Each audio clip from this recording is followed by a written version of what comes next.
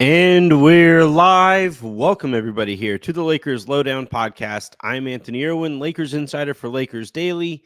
And today on the show, we're going to be talking about Jerami Grant and Tyus Jones and Team USA basketball and whatever you want to talk about. It was like oddly loaded show for Sunday, July 28th, as I'm recording right now. Really fun one ahead of us. So let's not waste too much time here. Let's just dive on in. As you guys can hear, I'm still dealing with just like the last vestiges of this cold that I picked up on my way back from California. So apologies for that, but I think I'll be able to hold up pretty well. Today on the show, like I said, we're going to be talking about Jerami Grant. We'll go ahead and start with him. Apparently, Zach Lowe made a joke on his show about whether they should start printing the Jerami Grant Lakers jerseys. And enough people obviously heard that. Zach is the best at this, period. Enough people heard that, ran with it. And then apparently my buddy Danny Meringue also made a report on the Portland side of things along the lines of you know, a trade talk or trade talks between the Lakers and Portland that would have involved 2 first rounders and whatever contracts that needed to go where for Jerami Grant. And according to, not even necessarily according to Danny, because the last I heard from Danny, I didn't listen to his show, but the last I heard from Danny was in Vegas when he told me that apparently Clutch is trying to get Jerami Grant to LA. They were trying to facilitate this trade, and Portland was on board, and everything looked good until things got to Rob Pelinka's end of the conversation, whereupon he again was reluctant to give up the draft capital that Portland wants for Jerami Grant. And there was enough noise over the weekend, and enough of you guys actually asked me to do a little bit of digging to be able to find out what little there is to find out about this situation, because frankly, I don't think very much has changed. But I did do some digging. I did reach out to some people. This time of year, it's kind of tough because a lot of people are out on vacation. They don't want to hear about this stuff. It's, the off season isn't over yet, right? We just saw Tyus Jones sign in Phoenix. We'll talk about him here in a second.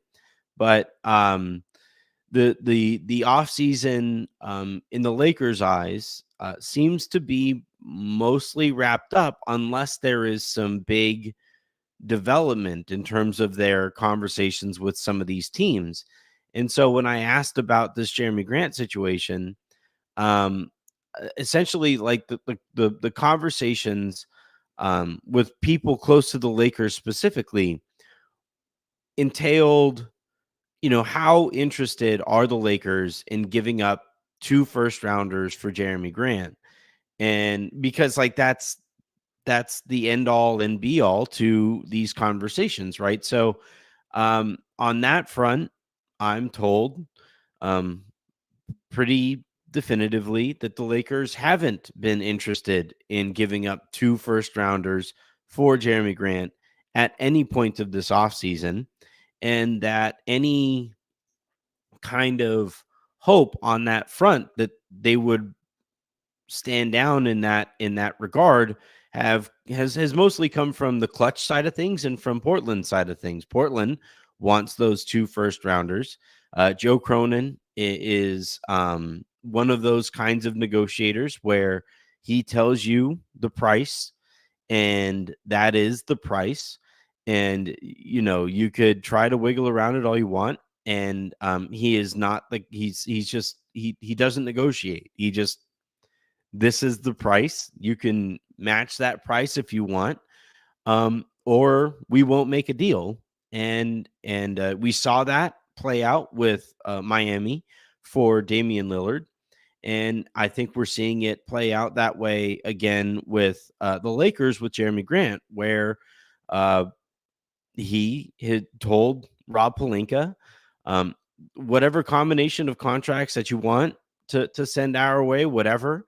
Um, and if you want to try to get a first rounder for DAngelo Russell to be able to offer us, and so that you don't have to give up both of your first rounders, that you can, that is totally your call. But they aren't interested in DAngelo Russell. They have too many guards in Portland anyway. And I have heard that Portland likes Rui, that they would like to get Rui back in this trade. And the Lakers don't want to give up Rui and 2 first rounders for Jerami Grant, which I by the way, like, my own opinion here, I think is a fair stance from LA's standpoint. And that's where things kind of stand. Now, as far as the Zach Lowe comment on the Lowe post about whether they should start printing the Jerami Grant Lakers uniforms, I do think that, and based on my conversations with some people around the league, most people do think that eventually Jerami Grant will eventually, like, of the deals that the Lakers could make right now, Grant is one of the more likely ones, not the likeliest. I don't think any trade is close enough to be considered the likeliest deal that the Lakers could technically make. Um, but with Grant being a Clutch client, with the pressure that Clutch has applied for their measure, to get Grant to LA, and because of the fit, like, I think Grant fits really well. If he's willing to do some of those small things again, the people that I've spoken to around the league believe that eventually Jerami Grant will, as likely as anybody will be a Laker. He's one of the likelier ones. So I think that is more where Zach Lowe is coming from when he made that comment. Not that it's inevitable, not that it's going to happen anytime soon. I still am of the opinion, based on the conversations that I've had, um, that this is probably going to be the Lakers roster going into the season, and that this offseason was a big whiff. And I think the Lakers are kind of hoping that everybody kind of their fans talk themselves into this roster by the time that the season comes. And then, at media day, the conversation will be about continuity, and the conversation will be about the upgrade that they made, that they're hoping that they made at the head coach spot. And the conversation will be about, maybe what Dalton can add to the team as a rookie. But for the most part, I'm pretty sure that this is the roster that we will be watching on opening night. Now, again, as I always say, things can change really quickly. The Lakers Rob Pelinka could wake up tomorrow and basically say, you know what, screw it. Let's pull the trigger. Let's get Grant in here. Let's get Kuz in here, whatever it is. A first rounder and a couple seconds or a few seconds for Kyle Kuzma. 2 first rounders for Jerami Grant, whatever it is. Maybe that's how this all plays out. Maybe there's some crazy new development in that we that takes place, and I'd be thrilled if it happened. It would be kind of a bummer for that to happen now, after Gary Trent Jr. already signed on the minimum in Milwaukee, and after Tyus Jones signed on the minimum in Phoenix. More on those guys here in a second. But maybe it happens. I just don't see it right now. I just don't.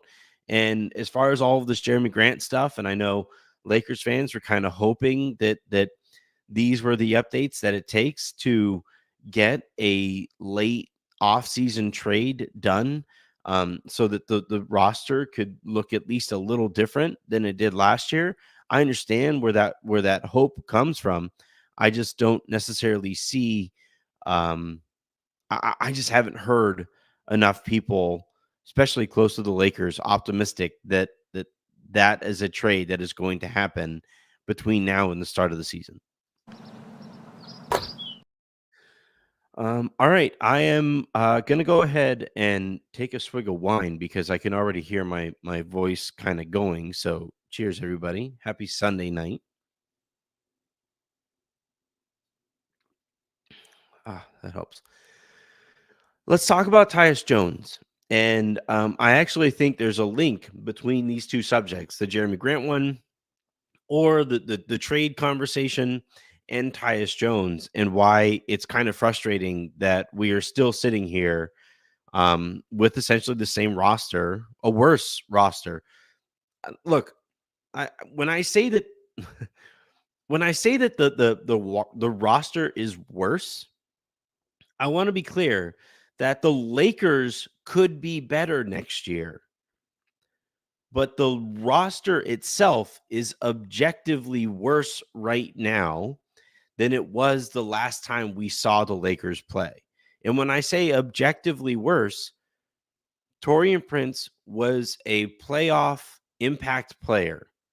He walks for nothing. He is playing for the minimum in Milwaukee. Spencer Dinwiddie was not as much of a playoff performer, but he is definitely an NBA player. He walks for nothing. And those guys, the only replacements that we have to speak of those guys or for those guys are Dalton Connect, who is an exciting first round pick that the Lakers are thrilled fell to them, and Bronny James. Those are the only two additions to this roster right now. And when you talk about like when I say this roster is worse, that's what I mean. Is that like the Lakers could be better. Gabe Vincent could play next year. Jared Vanderbilt could play next year. But they aren't additions to the roster.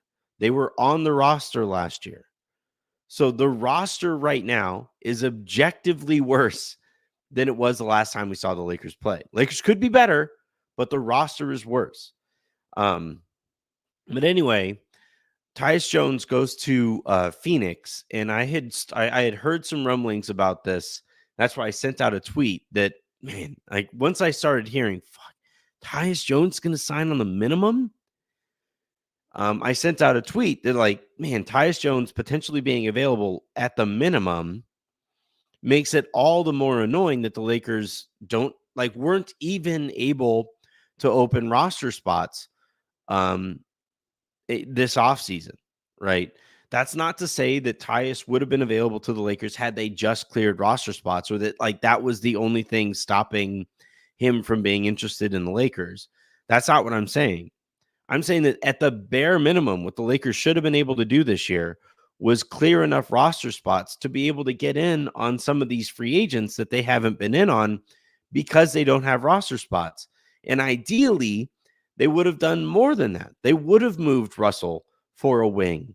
And then if you move Russell for a wing, like the number one retort that I keep on hearing anytime I get annoyed that the Lakers haven't been able to trade Russell, a lower level, but still starting caliber point guard, making an altogether fair $18 million that expires his contract expires at the end of at the end of the summer.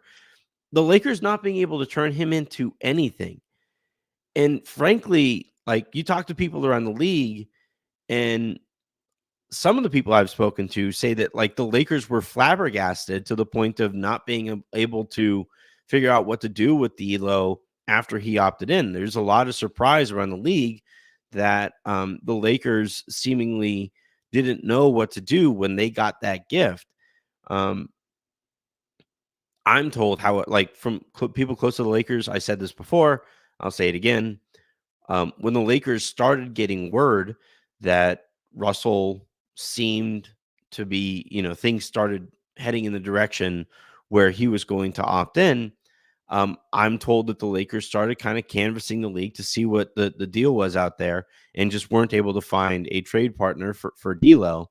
And that's where, things still kind of reside. The problem with D'Lo is that he is too good to help you tank, but he isn't good enough to help you win in the playoffs. He'll help you win in the regular season. He is very much an 82 game player. He is just very much not a 16 win player for those teams that would be maybe looking for an upgrade going into this upcoming season at the starting guard spot. So that's why. And then there's also I don't like talking about this as much, but there's also enough people around the league who will say that they don't know about the impact that D'Lo would have on your locker room.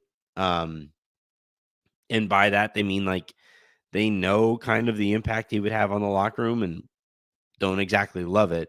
So you have all of that going on. The Lakers weren't able to turn D'Lo into anything. And anytime I get annoyed at the fact that the Lakers weren't able to turn D'Lo into anything, the response is, well, the Lakers wouldn't have even made the play-in, wouldn't even made the playoffs without DAngelo Russell last year. They would need to make up for his production if they traded for him. They can't just shed his salary for nothing. One, I'm not saying that I want the Lakers to just shed his salary for nothing. I want them to turn D'Lo into another starter on their team. One, if you combine D'Lo's contract and those first round picks, you should be able to turn him into a starting caliber player. And then if you know that, somehow, some way, Tyus Jones might be available to you, now you still have a starting caliber point guard out there. You could sign at the minimum, and you would essentially turn DAngelo Russell and those 2 first round picks into Jerami Grant and Tyus Jones, which, fuck yeah, great. You promised Tyus Jones the ability to start. He starts next to Austin. And yeah, you still have some defensive concerns, but now it's your starting lineup next year would be Tyus and Austin and Jerami Grant and LeBron and AD. Or if you rewind even further, somebody who was interested in being a Laker, I'm told, was Gary Trent Jr. And if you, again, turn DAngelo Russell into Jerami Grant or Kyle Kuzma or whoever, you would be able to go into next year with Austin Reeves, Gary Trent Jr., Jerami Grant / Kuzma / any of the Brooklyn Wings if you want, and LeBron and AD. And, like, part of the issue that I'm hearing that the Lakers keep on facing is that they're at kind of a disadvantage when it comes to intel around the league. They don't have any pro scout personnel. Anybody who scouts around the league for the Lakers in that organization, they tend to do other jobs as well. They don't have anybody who is like specifically paid to scout professional personnel in the NBA. Their cap management staff is very thin as well, so that's another place where they need some help. And then just in general, like they are operating at a disadvantage when it comes to intel and information in the league. And excuse me.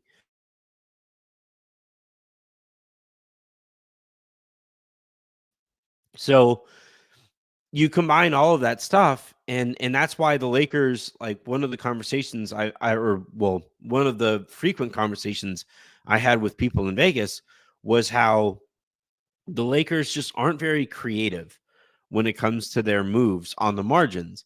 And I saw Darius made the point that like the Lakers shouldn't allow themselves to be taken advantage of by teams that know that they're desperate. And like, okay, that's a fine point to make, I guess. But like one way that you avoid being taken advantage of is to hit on the margins so that when you make one of those bigger moves, you aren't as desperate going into those conversations. And that's where, I think the Lakers have really kind of done themselves a disservice by ignoring the margins altogether. The idea that the Lakers would have promised Cam Reddish or given Cam Reddish a player option in year 2 is asinine. And, to those people who would say, well, if you don't give Cam Reddish a player option, you don't get Cam Reddish last year. Oh, no. What would the Lakers have ever done without Cam Reddish last year? Like, oh, man. Well, what if you don't give Jackson Hayes a player option? Well, then you don't get Jackson Hayes last year. Oh, no. You mean there was a potential season in which I wouldn't have been able to watch Jackson Hayes last season? Oh, man, thank God they gave him that player option.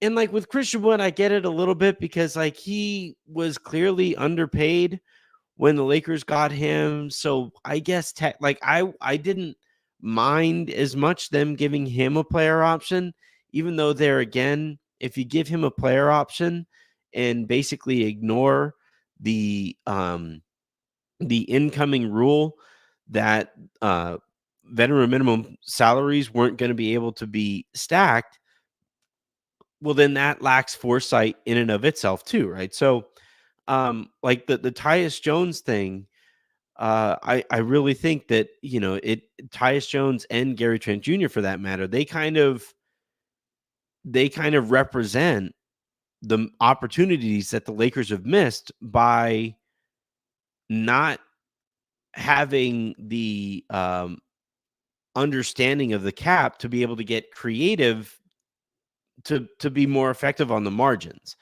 Not buying a second round pick in this last draft. Like it really this maybe bothers me more than it should.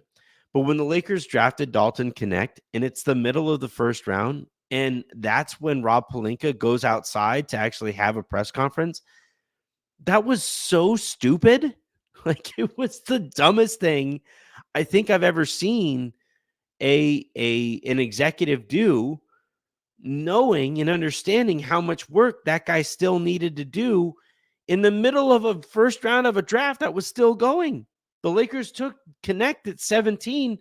There were still 13 more picks to go. There was still plenty of conversations that could have taken place between Rob Pelinka and other people around the league that couldn't because he was sitting there victory lapping for picking up the $20 bill that hit him in the face. Like that was crazy to me. And that's the kind of thing that you do when you're more interested in the victory lap than doing your job. So, yeah, like the Tyus Jones thing, and like, makes it even worse that the guy goes to Phoenix and he fills a very important need for the Phoenix Suns. They got better by way of getting Tyus Jones. Now, I have some questions about how that's going to fit. Does this mean Bradley Beal is coming off of the bench? Because if your starting lineup is Jones, Booker, Beal, Durant, and Nurkic, you aren't stopping a nosebleed, but you're also going to score a shit ton of points. And at the very least, Tyus Jones is, a professional point guard that they completely lacked all year last year. So, yeah, the Jones thing, I'm not going to spend any more time on it than I need to, but the Lakers, they just don't do themselves any favors by ignoring the margins. And they don't do themselves any favors by not investing into the organization. We kept on hearing about how they were going to invest into development and they're going to invest further into their organization. I haven't heard a peep about what that actually looks like or whether any of it actually took place. Maybe it was just a talking point to win that moment in the press conference. If so, that feels like another big missed opportunity by an organization that can't keep missing these opportunities. All right, let's segue over to Team USA, and I'll do this really, really quickly. But the Team USA beat the crap out of Serbia. Now, it was interesting. Serbia actually played Team USA even in the minutes that Jokic was on the court, and then they were outscored by like 26 points or something like that in the minutes that he sat. Um, he's the best player in the world. I know people disagree or whatever, but that dude is incredible. And it certainly also helped that, a chunk of Jokic's minutes were played against Joel Embiid, who it's pretty clear at this point that Team USA promised him a starting gig in order to get him to commit to playing for Team USA and not for France. Because at this point, nothing we have seen on the basketball court would indicate that Joel Embiid is worthy of a starting spot on this team. And I think that there's a trickle down effect that leads to Jason Tatum getting a DNP CD that you could trace fairly directly back to Joel Embiid starting.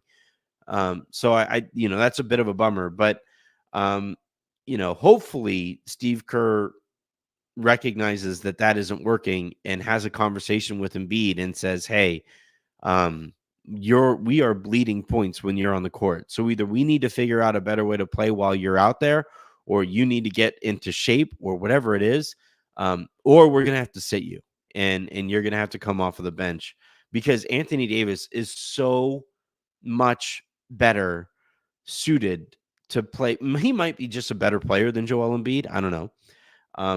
But he is so much better suited for FIBA play than Embiid is, and it's really clear. And the sooner they can get him onto the court, the better that they will be as a basketball team. I personally would start Steph, Ant, and then I don't think you need to start 2 point guards. I would like to be bigger, stronger, faster than everybody. I like Ant's ability as an on-ball defender. He just gets after it, especially if that's essentially what he's being told to do in order to start. So I like Steph, Ant, and then Durant, LeBron, and AD as my starters for Team USA. And at the very least, I would like to see that unit out there more often. Booker's been fine. I thought he played pretty well. Yeah, actually, in this game against Serbia today. And he does at least try defensively. But I just think Ant is a better athlete and is a better defender. And that team needs that from Ant more than they need shot making from Devin Booker, especially if you insert Kevin Durant into that starting lineup, which is going to happen soon. So, I'm curious if that's going to come, if he's going to take Drew Holiday's starting spot, if he's going to take Booker's starting spot or whatever. I'm really curious for the next time that we see Team USA, what their starters look like, having seen what Durant looked like, even coming off of, he recovers from this calf thing, rolls out of bed and drops, what was it, 20 points in the first half without missing a shot against a fine Serbia team. And frankly, changed the game. I thought him and Anthony Davis really kind of changed the game as soon as they got into it. And yeah, more of that, please. Let me see more of that from that guy, because that was incredible. All right, I am going to go ahead and dive into some of your guys' questions, of which you have plenty. I asked for questions on Twitter. There are 76 comments in the from the live audience, so I will dive into those as well. I should have pulled up the iTunes reviews before I went live. And having seen them now, there are no new iTunes reviews, so I'm going to go ahead and dive into some of the comments here. We have one starred comment, which means we get to play this bad boy. All right, Vinny Jaj kicks us off with, could you see the Lakers trading by game 1 of the season? Is it it's fair offer for Grant, a first, Rui, Gabe, and Cam, or should we just think this is who we are? Or have you heard anything, or do you hear anything? Everything I've heard is that essentially this is the Lakers roster going into the season right now. Again, maybe things change, and maybe if like me saying that gets aggregated, or the more that Jovan gets aggregated for saying essentially the same thing, um, maybe enough of that noise gets back to the Lakers and they say like, okay, this is kind of crazy. The fans are kind of pissed. We can't, like, you know how stupid it is to tear down a team that in only a matter of a couple of years that won a championship, but keep running back a team that got swept in the Western Conference Finals, and then a team that got beat in 5 games by that same team in the first round of the next playoffs.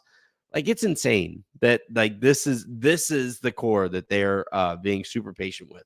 And I think a lot of that has to do with the fact that like this is the core that Rob Pelinka assembled, and he found it a lot easier to say goodbye to pieces that weren't Rob Pelinka additions, most notably with Alex Caruso. But yeah, I think with whatever a fair offer for Grant is, I'm biased. And I said this, I said this to people, who either cover the Trailblazers, or I've said this to people, kind of more league central sourcing over the last few weeks. But I think a first rounder, especially a potential post LeBron first rounder from the Lakers, is plenty for Jerami Grant. He has a huge contract. I have real questions about whether he is capable of tapping back into the winning basketball, excuse me, that he played for Denver. Denver essentially swapped him out for Aaron Gordon and won a championship. Hard to not kind of note that. So, like, I like Grant. I liked him a lot more a few years ago, back when he was doing the little things and cared about the little things. But at this point, he's been rewarded so thoroughly financially by playing a certain brand of basketball that doesn't really win very many NBA games. And that makes me nervous, especially, you guys always hear me say it. I'm always nervous when I can't incentivize, when somebody isn't financially incentivized to change their behavior. That's why I'm not all that interested in Zach LaVine. And I think I would say the same thing here about Jerami Grant. So if it's for one first rounder, cool. I'm 100% on board trading a first rounder. Hell, I would give up a few second rounders if it needed, if I needed to get Jerami Grant. Perfectly fine there too. You want Rui and Jared Vanderbilt? All right, cool. Rui, Vando, a first rounder, few seconds. Bring me Jerami Grant. That is, but that to me, I would even argue is maybe more than enough to get Grant. You want Gabe instead of Vando? Fine, we can do that too. I do know that they aren't interested in DAngelo Russell, and that complicates things there for the Lakers. I do think that Washington is a little bit more interested in D'Lo than Portland is, as is Brooklyn. And that's why I thought maybe eventually the Lakers and one of those two teams would have figured something out earlier in the offseason. But again, Rob wasn't able to find a trade that he was willing to pull the trigger on, and this appears to be the roster heading into next season.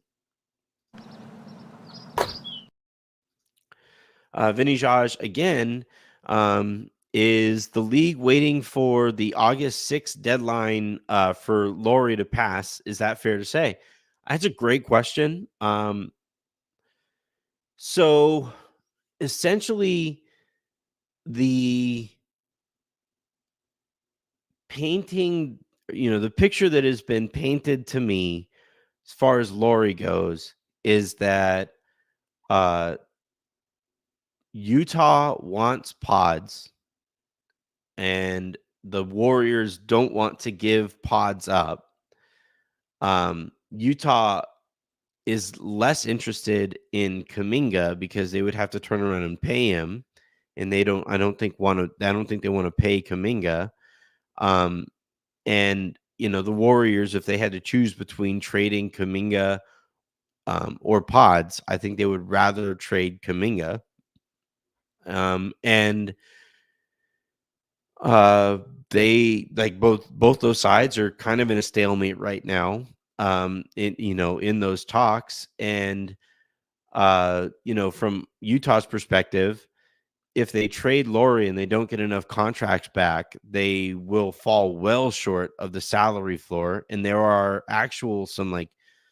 some punitive damages that come with not reaching the salary floor in this new CBA. So they need to figure that out. And but they don't want to reach the salary floor by paying Jonathan Kuminga beyond this upcoming season. So you have all of that going on there. August 6th is quickly approaching.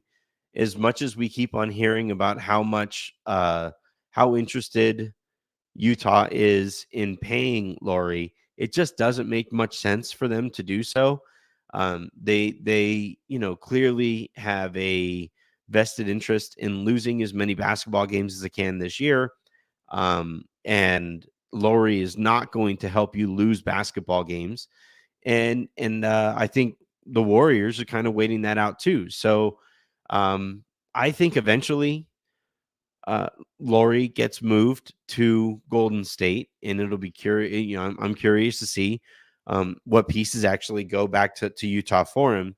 But if that happens, that would mean that every team in the Lakers division did something this year, except for the Lakers. And now, look, the Clippers lost Paul George, so they probably got worse this year. The Sacramento Kings added DeMar DeRozan, and I think that makes them a little bit worse in terms of what matters in the postseason. But if the Warriors are able to add Lauri, and now all of a sudden you have a floor spacing big, to make up for what the Warriors lost by losing Klay Thompson, then they're really good again next year. And that makes me kind of nervous. So the Lakers needed to do something this offseason, and they didn't. And they may have just watched the Western Conference get good enough to where they may be on the outside looking in at the play-in playoff situations. All right, I'm going to go here, and I don't know if anybody wants to talk about Thrones. I don't know how interested people are in there. Here we go. So here's my question, asking for questions. So Jason Thompson at JSway52 asked, would you go all in and get LBJ and AD help right now after seeing them play in the Olympics? Or would you wait until LBJ retires and use the picks to get a superstar to pair with AD?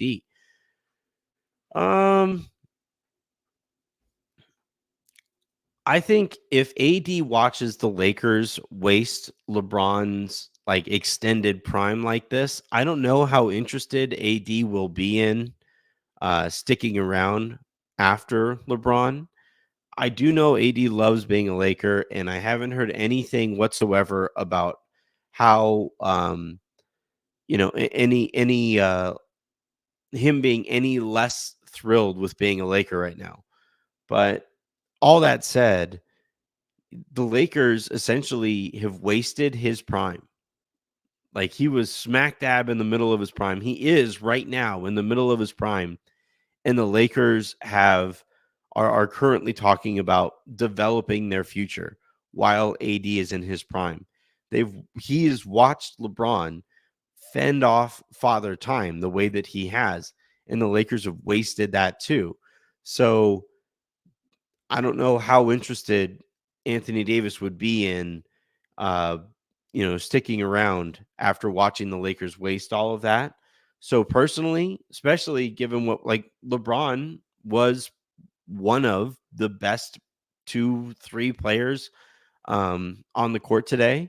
And one of the best 3 or 4 players on that court was also probably Anthony Davis.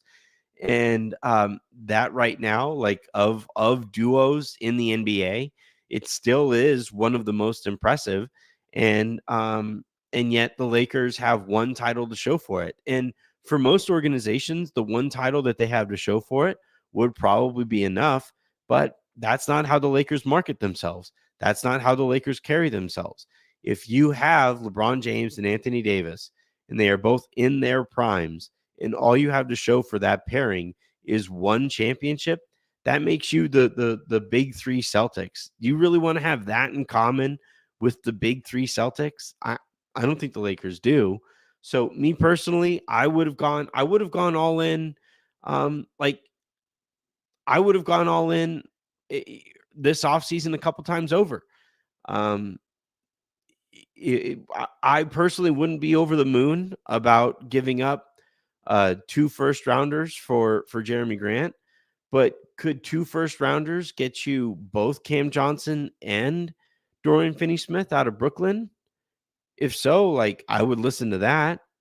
Um, there were some whispers earlier this offseason that Washington might be a little bit more interested in a first rounder and second round draft capital for Kuz.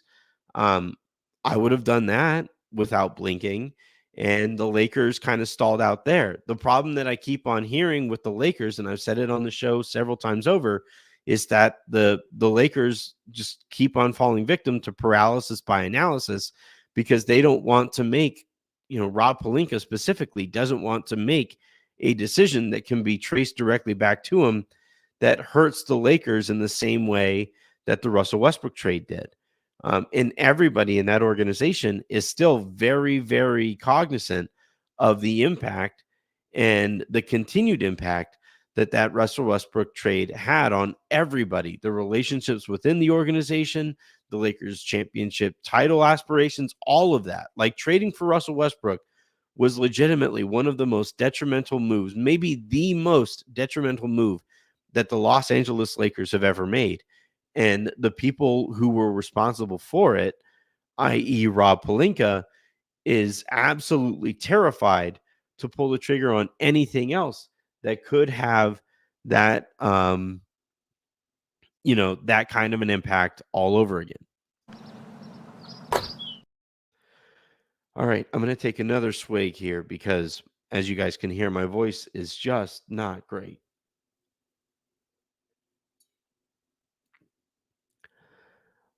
Ooh, this is a fun one. Will at double Louis 11 writes, will Team USA trick GMs into chasing 3-star builds? That's a really fun question. I don't think so. This CBA is just, is wreaking havoc on what teams are interested or willing to do. And one such thing is that 3-star model. I don't think, I'm going to be frank. I don't think Adam Silver wants any more 3-star models ever again in the NBA. And that's what this CBA was intended to basically end is that type of roster construction. Because, unless a team is able to somehow draft those 3 superstars, which is really, really rare, right? It's only happened uh in the modern era once, right? With the Oklahoma City Thunder drafting KD, Russ, and Harden. Um, and even they, like those 3 guys weren't superstars all at the same time. They got rid of Harden before he ascended to that caliber of a player. So unless a team somehow drafts those 3 players, uh, if you have 3 superstars on your roster, chances are you took at least one from another market. And I think the league wants to stop superstars from signing their extensions, and then immediately forcing their way out of the city that they signed that extension in. And, the CBA makes that damn near impossible, because if you have 3 supermax contracts or 3 max contracts on your books, that basically takes you right up to that second apron, or that first apron. And then if you want any talent beyond those guys, that takes you into or beyond that second apron type of territory. And once you get into that range, it becomes really hard to add talent to your roster. So unless you kind of luck into a Gary Trent Jr. type player taking the minimum, or Tyus Jones taking the minimum. And in both of those cases, I would imagine they are both going to be at the minimum for only 1 year before the league kind of realizes, yep, we screwed up there. We need to get those guys paid a little bit better than that. I think it's a really fun question, watching all of these stars basically, especially on Team USA, watching them all kind of um, team up without having to worry about your cap configuration on Team USA. But no, I don't think we're ever going to see a 3-team model under this. I don't think we're ever going to see a 3 superstar model under this new CBA. Let's go. Yeah, a lot of people asking about Jerami Grant. All right, here's at Kirus16. Is there a non-zero chance Redick decides to move D'Lo to the 6-man spot and have him as a scoring sub leading the second unit and have him buy in? Feels like something that would really significantly help slotting the roster. I would love it. One thing that gives me pause there is that D'Lo is very, very in tune to the Lakers' attempts at trading him. And he has taken note of JJ Redick never mentioning DAngelo Russell since he has been the head coach of the Lakers. And if you're going to try to convince a player to buy into a lesser role, it has to come with a better understanding between the two sides than DAngelo Russell and the Lakers currently have. I love the idea. It's what I would prefer to do. I personally would like to see Austin Reeves and Max Christie as the starting backcourt next year, if this is indeed the roster next season. But you just know that if that happens, D'Lo's going to mope. There's going to be some tell-all conversation with him, and whether it's McMenamin or one of the other beat reporters, or you'll just hear plenty of whispers about how unhappy he is in the locker room and all of that stuff, and it will it will make things uncomfortable enough for people that it just would be considered untenable. And maybe that's what it takes, like, for the Lakers to finally just cut bait on D'Lo. But yeah, especially now that the free agency market is really kind of starting to dry up, and those 2 starting options, whether it's Gary Trent Jr. or Tyus Jones, are now off of the board. The Lakers now can't afford to just trade D'Lo and not take into account, the creativity that gets lost by trading DAngelo Russell. All right, let's see. Is there any more? George Santiago writes, it has been reported that this FO lacks creativity, but how do we fairly justify that claim? Each team's situation and assets aren't equal. Is it related to the Laker tax or the Rob Pelinka tax? No, it's the way that I would phrase that is the most creative organizations, when they make a move, it's very rarely, if we do this, then this is our only recourse after doing that. Like when Sam Presti traded for Gordon Hayward last year at the deadline, it was to keep Gordon Hayward off of the vet min market so that other teams wouldn't get better potentially by adding Gordon Hayward. But it also freed up the cap room to be able to go out and get Isaiah Hartenstein this last year. And so like those moves that, essentially anytime Presti or Masai Ujiri or any of these well-reputed executives make a move, it's, the decision happens here, and then the options kind of spread out from there, right? They bloom out from there. And from the Lakers perspective, the way that, and by the way, like this is me trying to relay what other executives say about what the Lakers look to do, where everything that the Lakers do is seen as very linear, where they make a move, and rather than having options bloom out from that move, it's okay, we made this move, now we do this next thing, now we do this next thing, and now we do this next thing. And that gets very tricky, because if you don't knock over that first domino, i.e. trade Russell Westbrook, or not, him previously before too, but DAngelo Russell, if you don't knock over that first domino, then the rest of those dominoes are still left standing there, and you arrive at the end of an offseason here potentially without having done anything, without having accomplished anything. And that's what I mean when I say that the Lakers aren't very creative.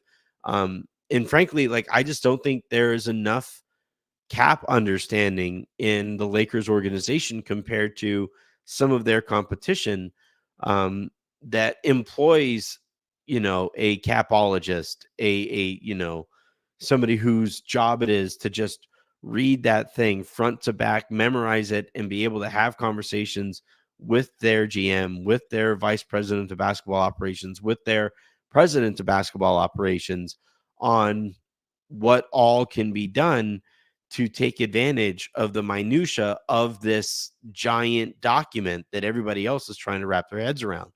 And the Lakers, like, I don't think that Rob Pelinka doesn't understand how the CBA works.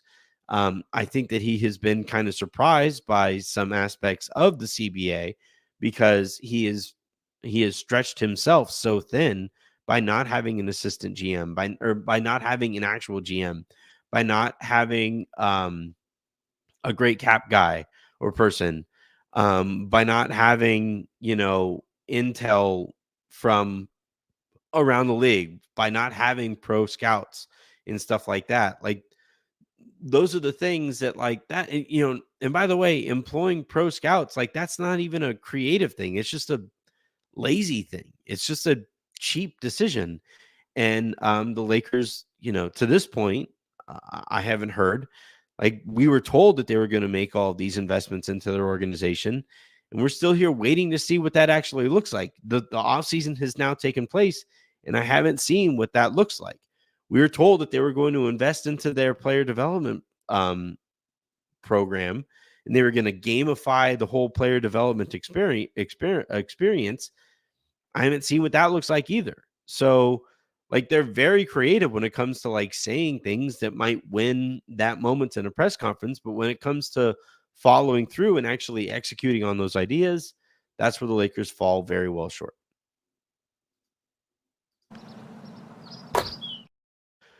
All right, I'm going to go ahead and call this one here. You know what? I think I'm going to have Harrison on the show on Tuesday, and maybe at the end of it, he and I can talk about some Thrones, because I have found this season of Thrones just very, very interesting and fun to watch.